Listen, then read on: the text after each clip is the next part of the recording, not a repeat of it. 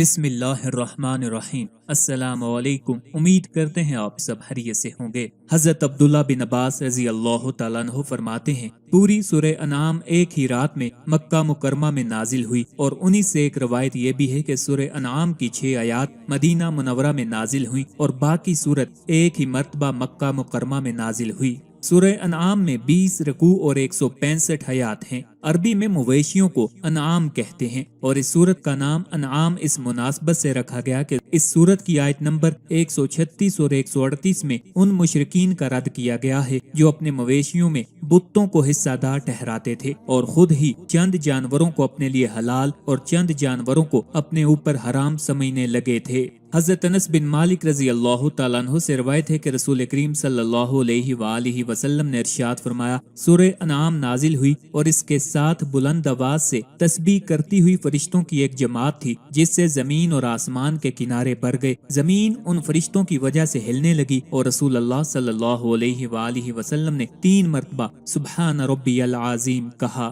حضرت جابر بن عبداللہ رضی اللہ تعالیٰ عنہ سے مروی ہے کہ رسول اکرم صلی اللہ علیہ وآلہ وسلم کا ارشاد ہے، جو آدمی سورہ انعام کی ابتدائی 3 آیات کی تلاوت کرے تو اللہ تعالیٰ اس پر 40,000 فرشتے مقرر فرما دیتا ہے، جو اس کے لیے قیامت تک اپنی عبادت کے برابر ثواب لکھتے رہتے ہیں۔ اور 7ویں آسمان سے ایک فرشتہ نازل ہوتا ہے جس کے پاس لوہے کا ایک ہتھوڑا ہوتا ہے۔ جب کبھی بھی شیطان اس آدمی کو وسوسوں میں مبتلا کرنے کی کوشش کرتا ہے یا اس کے دل میں کوئی برا خیال ڈالتا ہے تو وہ فرشتہ شیطان کو اتنے زور سے ہتھوڑا مارتا ہے کہ اس آدمی اور شیطان کے درمیان 70 پردے حائل ہو جاتے ہیں۔ پھر جب قیامت کا دن ہوگا تو اللہ تعالیٰ اس آدمی سے فرمائیں گے، تو میری رحمت کے سائے میں چل اور میری جنت کے پھلوں میں سے کھا اور حوض کوثر سے پانی پی اور نہر سلسبیل کے پانی سے غسل کر، کیونکہ تو میرا بندہ اور میں تیرا رب ہوں۔ حضرت عبداللہ بن مسعود رضی اللہ تعالیٰ عنہ سے مروی ہے کہ میں نے رسول اللہ صلی اللہ علیہ وآلہ وسلم کو یہ فرماتے ہوئے سنا، جس آدمی نے فجر کی نماز امام کے ساتھ جماعت کے ساتھ ادا کی اور نماز ختم ہونے کے بعد وہ اپنی جائے نماز پر بیٹھا رہا اور اس نے سورہ انعام کی ابتدائی 3 آیات کی تلاوت کی تو اس پر اللہ تعالیٰ 70 فرشتے مقرر فرما دیں گے۔ وہ فرشتے اللہ تعالیٰ کی تسبیح کرتے اور اس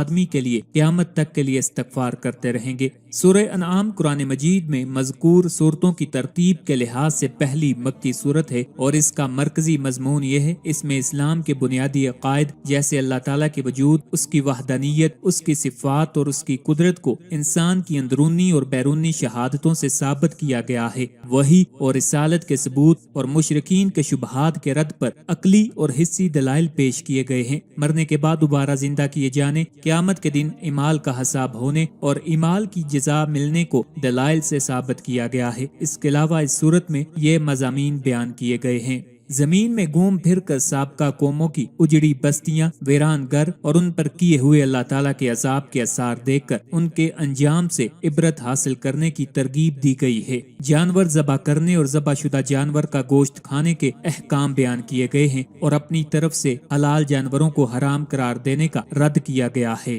والدین کے ساتھ احسان کرنے، ظاہری اور باطنی بے حیائیوں سے بچنے، تنگ دستی کی وجہ سے اولاد کو قتل نہ کرنے اور کسی کو ناحق قتل نہ کرنے کا حکم دیا گیا ہے۔ حضرت ابراہیم علیہ السلام اور ان کی قوم کا واقعہ بیان کیا گیا ہے، اور آخر میں قرآن اور دین اسلام کی فضیلت بیان کی گئی ہے۔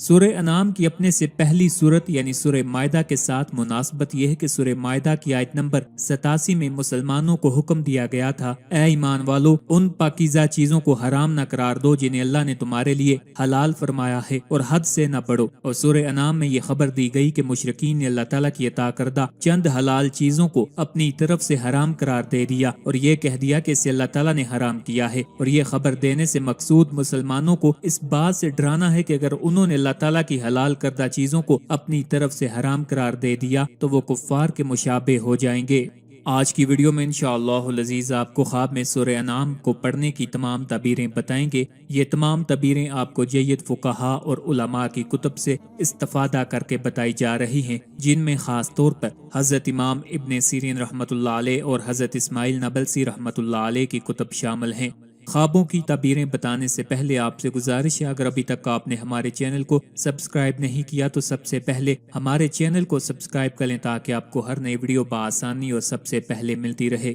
اگر کسی نے خواب میں سورہ انعام یا اس کا کچھ حصہ پڑھا یا اس پر پڑھی گئی یعنی خواب دیکھنے والے پر کسی نے پڑھی تو امام جعفر صادق رحمت اللہ علیہ، حضرت عائشہ رضی اللہ تعالیٰ عنہا، امام قصائی اور ابن فضالہ فرماتے ہیں کہ میں اسے خوشخبری سناتا ہوں کہ اس کی اولاد کی سلامتی کی اور بچوں کی حفاظت کی، اور میں اسے خوشخبری دیتا ہوں دنیا اور آخرت میں اچھے رزق کی، اور کہا گیا ہے وہ عمدہ قسم کا مال، بکریاں، چوپائے، گائے وغیرہ والا ہوگا، بڑا خوشحال، اور اللہ تعالیٰ اس کو دونوں جہان میں اختیار دے گا اور اس پر رحم کرے گا اور اس کو ہر قسم کا مال عطا کرے گا۔ اللہ تعالیٰ اس پر رحمتیں نازل کرے گا اور 70,000 فرشتے اس کے لیے مغفرت کی دعا کریں گے۔ حضرت امام ابن سیرین رحمت اللہ علیہ نے فرمایا ہے کہ اگر کوئی خواب میں دیکھے کہ سورہ انعام پڑھتا ہے دنیا اور آخرت کی سعادت حاصل کرے گا۔ حضرت ابراہیم کرمانی رحمت اللہ علیہ نے فرمایا بہت سے چپائے حاصل کرے گا۔ حضرت امام جعفر صادق رحمت اللہ علیہ نے فرمایا ہے احسان اور صحابت کی توفیق ہوگی۔